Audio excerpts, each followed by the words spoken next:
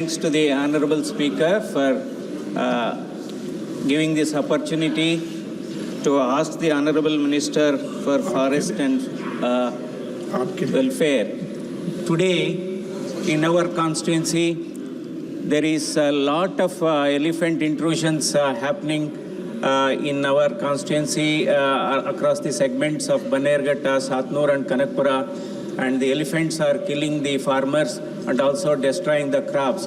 I want to ask from the Honorable Minister, how much of fund is released towards preventive measures from the Campa fund? Because Campa fund has got sufficient money. I request the Honorable Minister for Forest to release some from the Campa fund to erect a barricade along 70 kilometers to prevent elephant intrusions, so that this sort of killings and trampling of deaths is happening. Okay.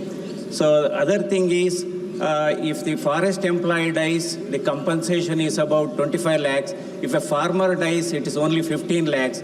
I want this compensation to be equal to that of a forest employee. So I request the Honorable Forest Minister to release immediately some grants from the Campa fund to erect a barricade to prevent the elephant intrusion. Thank you, sir. माननीय अध्यक्ष महोदय, जो मूल प्रश्न है वो adaptation के संबंध में है। वर्तमान में क्लाइमेट चेंज के कारण जो एडेप्टेशन में सूखा आदि का विषय है उसके संबंध का है।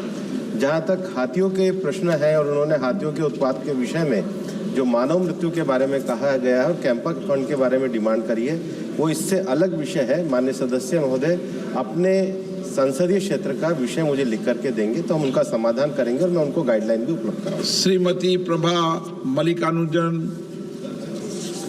Thank you, Speaker, sir.